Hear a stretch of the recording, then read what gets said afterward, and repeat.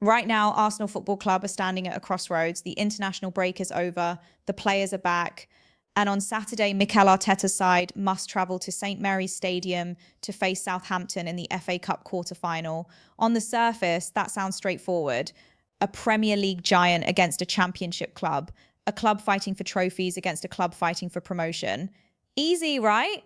And that is exactly what I want to break down for you today, because the reality for Arsenal right now is far more complicated than the headlines suggest.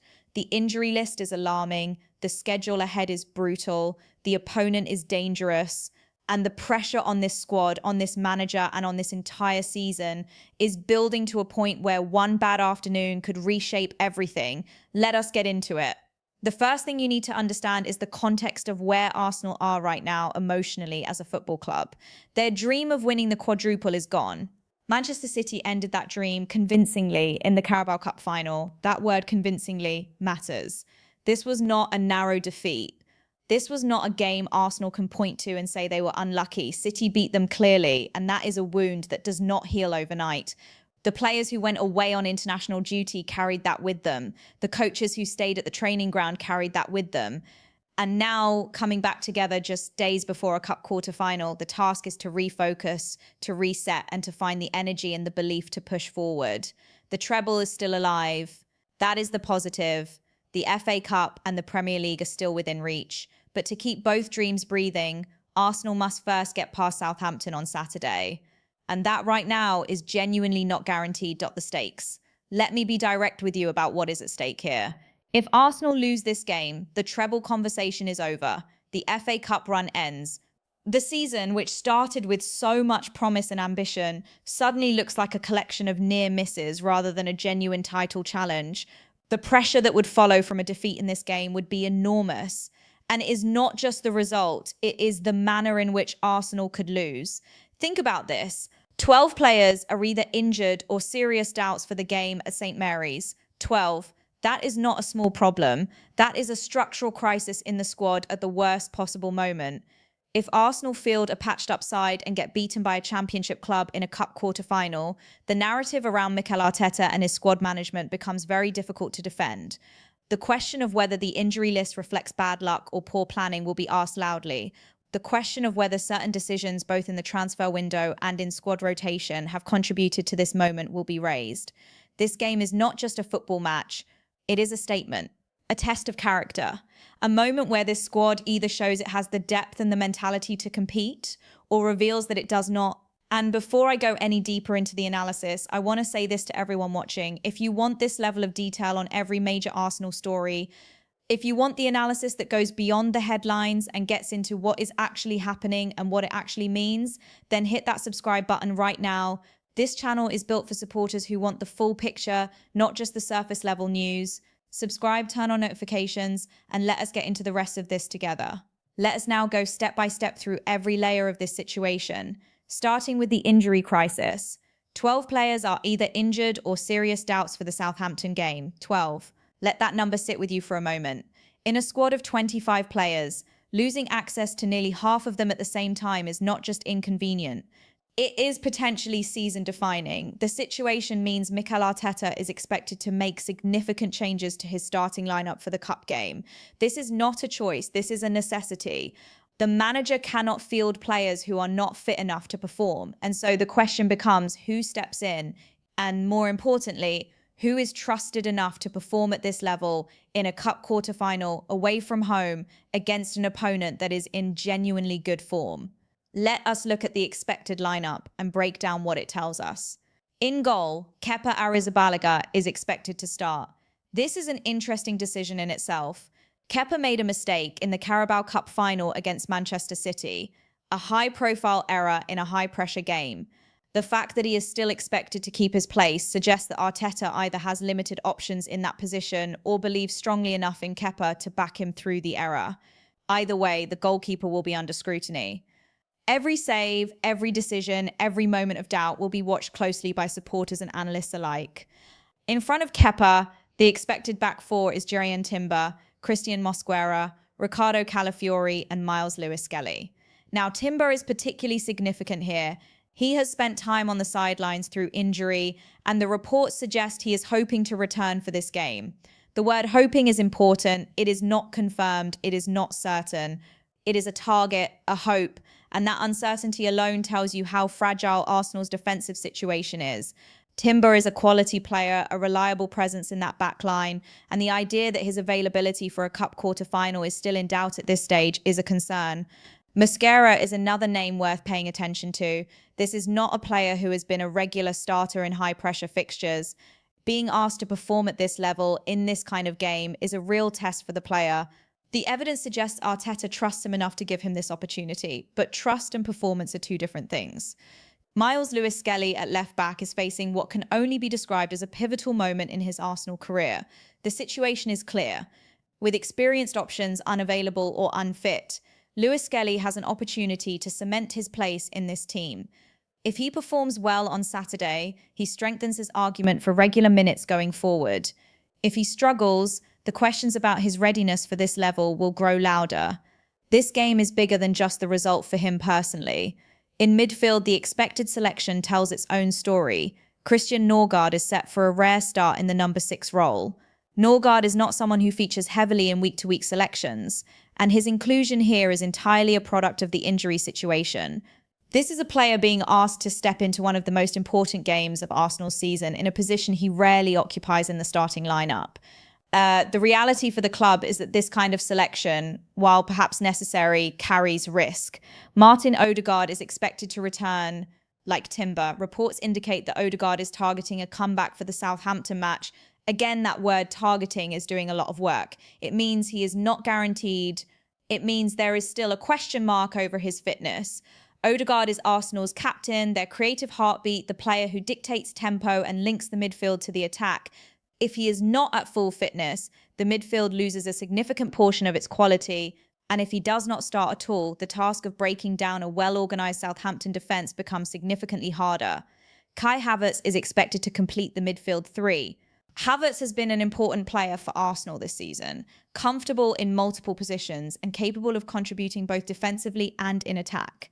His presence adds balance and work rate, and in a game where Arsenal may not dominate possession as comfortably as usual, that balance will be important. Now let us talk about the attacking line, because this is where the analysis gets genuinely fascinating. Gabriel Martinelli is expected to start on the left wing. Martinelli brings directness, pace, and energy. Against a championship defence, his ability to carry the ball and create danger in behind is a real weapon. The situation is that Martinelli needs to be at his sharpest here because Arsenal cannot afford to be wasteful in front of goal. Gabriel Jesus is the expected striker. Jesus has had a complicated time at Arsenal in terms of his fitness and consistency, but he remains the trusted centre-forward option when available. His work rate off the ball, his ability to link play, and his experience in high-pressure cup fixtures make him a sensible choice for this kind of game. And then there is Max Daumann. Daumann on the right wing is the selection that will generate the most conversation among Arsenal supporters. This is a young player being handed a cup quarter-final start, not as an experiment, but out of necessity. The injury crisis at Arsenal has opened the door for Daumann, and now he has to walk through it. The evidence from what is being discussed around this player suggests there is genuine belief in his ability. The idea that he carries the ball with authority and confidence has already entered the conversation around him. But belief and performance under real pressure are different things. Saturday at St. Mary's is as real as it gets for a young player at this stage of their career. This is not a friendly, this is not a domestic cup early round against lower league opposition. This is an FA Cup quarter-final away from home with Arsenal's treble ambitions on the line. Daumann needs to be ready. Now let us shift to Southampton, because this is where I think a lot of supporters are making a serious mistake. The narrative around this fixture is that Arsenal should win comfortably. A Premier League club against a Championship club.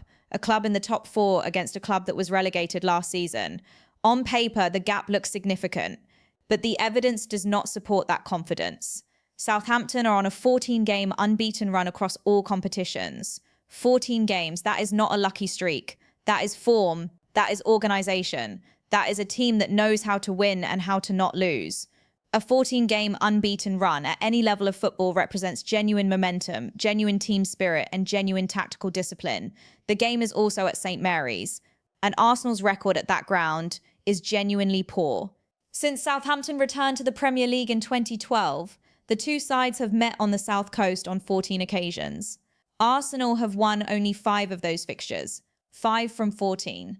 For a club of Arsenal's resources and ambition, that is a troubling record. And it gets even more specific than that. The last time these two clubs met in the FA Cup at St Mary's, Arsenal lost 1-0 and were knocked out of the competition. The history of this venue, this fixture, and this occasion all point in the same direction. This is not an easy game. This is a banana skin, a proper one. Now let me bring in what Paul Merson has said about this game, because his analysis is worth examining closely. Merson has been direct about his assessment. He believes this is a difficult fixture for Arsenal. His reasoning goes like this. The injury situation means Arsenal could be forced to field a weakened team. Southampton are playing well. The home advantage is real. And the emotional weight of having just lost the Carabao Cup final adds another layer of pressure to the occasion. His prediction is Southampton 1, Arsenal 2. A win for Arsenal, but not a comfortable one, not a routine one. A win that, in his view, requires Arsenal to be at or near their best, even with a depleted squad. And here is where Merson's wider point is particularly sharp. He frames this as the beginning of a massive week for Arsenal, not just Saturday, the whole week. Because after the FA Cup quarter-final comes the Bournemouth League game the following weekend. And after that, the focus will shift to European football, where Sporting await in what Merson describes as a fixture where just 45 bad minutes could leave Arsenal in serious danger. The picture he is painting is one of a club under enormous pressure at exactly the moment when key players are unavailable. That is a dangerous combination. And the evidence from this week supports that picture entirely. Now I want to spend some time on the Ethan Nwaneri situation, because I think it is one of the most important stories at this club right now. And it connects directly to everything we have been discussing. Nwaneri is 19 years old. He is an Arsenal Academy graduate. He holds the record as the youngest player in the history of the Premier League. And he is not at Arsenal right now. He is on loan at Marseille in France. That loan move happened in January, when Arteta decided that Nwaneri needed regular playing time at a high level, time that Arsenal could not guarantee him given the competition for places in the squad. But here is where the situation becomes uncomfortable for Arteta. Gabriel Jesus, speaking publicly, has called Nwaneri the best finisher he has ever seen. Let me be clear about the weight of that statement. Jesus has played with Sergio Aguero. He has played with David Silva. He has played with Yaya Toure. He has played with Kevin De Bruyne. These are some of the greatest attacking players in the history of the Premier League. And Jesus is saying that Ethan Nwaneri, a 19-year-old, is the best finisher he has encountered. The exact words Jesus used were, and I want to be precise here because this matters, he called Nwaneri a killer in front of goal. He described watching him in training, finishing exercises, and said that out of 10 attempts, Nwaneri scores 9, sometimes all 10. That is a remarkable testimony from a player who has seen the very best at close quarters. Now think about what that means in the context of this week. Arsenal are about to play a cup quarter-final with a significantly weakened attack. They are going into a game where breaking down a well-organised defence could be the difference between progressing and going out. And their best finisher, according to one of their own experienced players, is in France. The decision to send Nwaneri to Marseille was already being questioned. The situation then became even more complicated when Roberto De Zerbi, the manager who specifically wanted Nwaneri and signed off on the loan, left Marseille just weeks after Nwaneri arrived. The manager who believed in him, who had a clear plan for his development, was gone. And suddenly the entire justification for the loan move became shakier. To be fair to Arteta, the decision to loan Nwaneri was not made in bad faith. The logic of giving a teenager regular first-team minutes at a club where he can play every week, rather than sitting on the bench at a title-chasing Premier League club, is understandable. Development sometimes requires discomfort, but the Jesus testimony changes the framing. It is now clear that Nwaneri is not just a prospect. He is a player whose finishing ability is already at a level that his teammates consider exceptional. And with Arsenal's attack stretched, with injury doubts hanging over key players, that kind of quality feels like it is missing exactly when it is most needed. The situation is this. What is done is done. Nwaneri is at Marseille for the remainder of the loan period. Arsenal cannot change that right now. But what the club can absolutely not do is allow this to escalate into a permanent departure in the summer. That would be a mistake of a completely different magnitude. A 19-year-old who is already considered the best finisher by those working closest with him, walking away from Arsenal permanently, would be a failure in player development that would take years to recover from. The summer decision is the one that matters most. And based on everything the evidence suggests right now, keeping Nwaneri and integrating him properly into the first team picture next season has to be the priority. Let me now bring everything together and give you the full picture of where Arsenal stand heading into Saturday. Arsenal are a club carrying genuine wounds right now. The Carabao Cup final defeat to Manchester City hurt. It hurt in the moment. It hurt the players on international duty. And it will be present in the atmosphere at St. Mary's if Arsenal do not address it cleanly. The injury list is not a minor inconvenience. 12 players unavailable or doubtful is a squad depth crisis. And the players who are stepping in, Norgard, Mosquera, Dalman, Lewis-Skelly, are being asked to perform at the highest level in a high-stakes cup fixture with minimal preparation time. Southampton are not a pushover. A 14-game unbeaten run is form that deserves respect regardless of the division. The home advantage is real. The historical record at St. Mary's is poor. And the absence of several key Arsenal players only shifts the balance further. Paul Merson is predicting an Arsenal win, and the evidence supports the view that Arsenal have enough quality, even in this weakened state, to get through. But Merson is also right to frame this as a dangerous moment. The margin for error is extremely small. And sitting underneath all of this is the Nwaneri question. A 19-year-old described as a killer in front of goal by one of Arsenal's own, away on loan, unavailable, while Arsenal face a week that could define the rest of their season. The treble dream is still alive, but it is fragile. Saturday is the moment Arsenal must show they can hold it together when it matters most, when the squad is depleted, when the opposition has momentum, when the ground is difficult, when the pressure is at its highest. That is the true test of a title-winning mentality, not what you do when everything goes well, what you do when everything is working against you. Saturday at St. Mary's is that test. Whether Arsenal pass it or not will tell us a great deal about whether this squad has what it truly takes to win multiple trophies in the same season. Stay with this channel for the full breakdown of the match result, the player ratings, and the tactical analysis after the game. If you are not subscribed yet, do it now. You do not want to miss what comes next.